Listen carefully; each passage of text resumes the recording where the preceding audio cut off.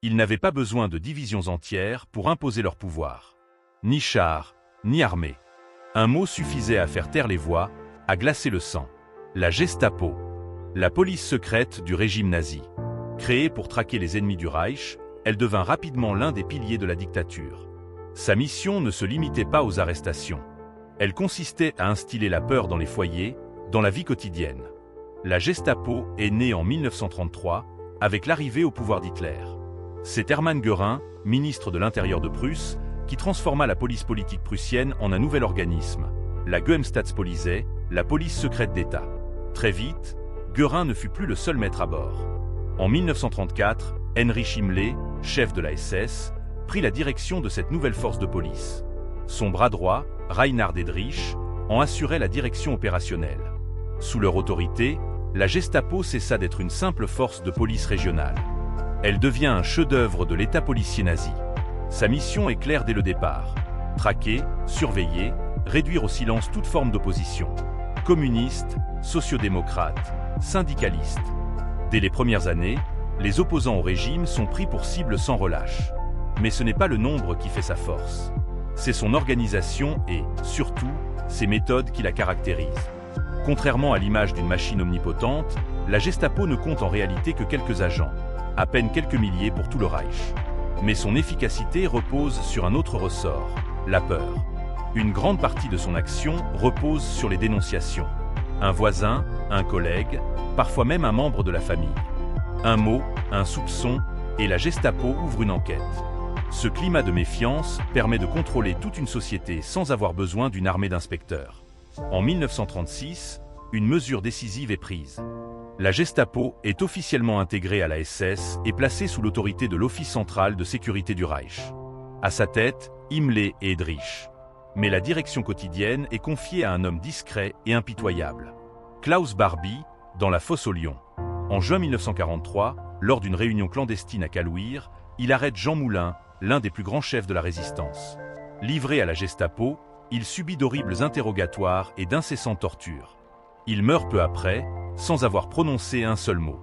Son destin symbolise la violence de la répression nazie contre la résistance française. Aux Pays-Bas, c'est cette dénonciation qui livre à la Gestapo l'une des familles les plus célèbres de l'histoire. L'histoire d'Anne Frank.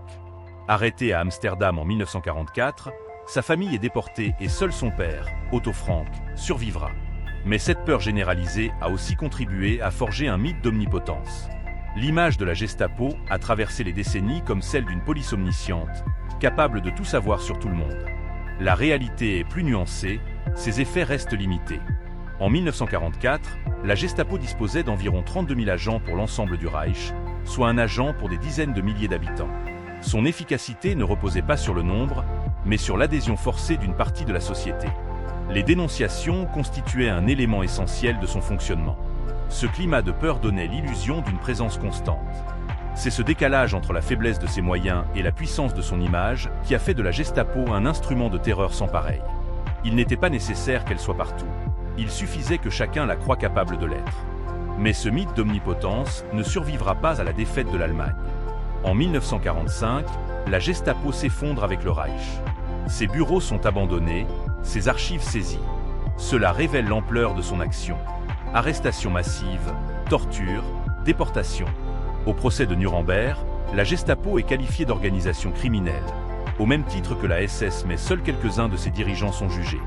Le chef de l'office principal de la sécurité du Reich, Ernst Kaltenbrunner, est condamné à mort et exécuté en 1946. Heinrich Müller, chef de la Gestapo, disparaît dans les derniers jours de la guerre et ne sera jamais retrouvé. Nombre d'autres échappent à la justice immédiate. Certains, comme Klaus Barbie, parviennent à s'échapper.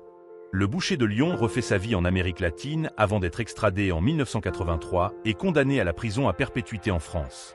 Mais la majorité des officiers subalternes ne connaîtront jamais ce sort et reprendront parfois une vie ordinaire dans l'Allemagne d'après-guerre. La Gestapo n'était pas qu'une simple police secrète.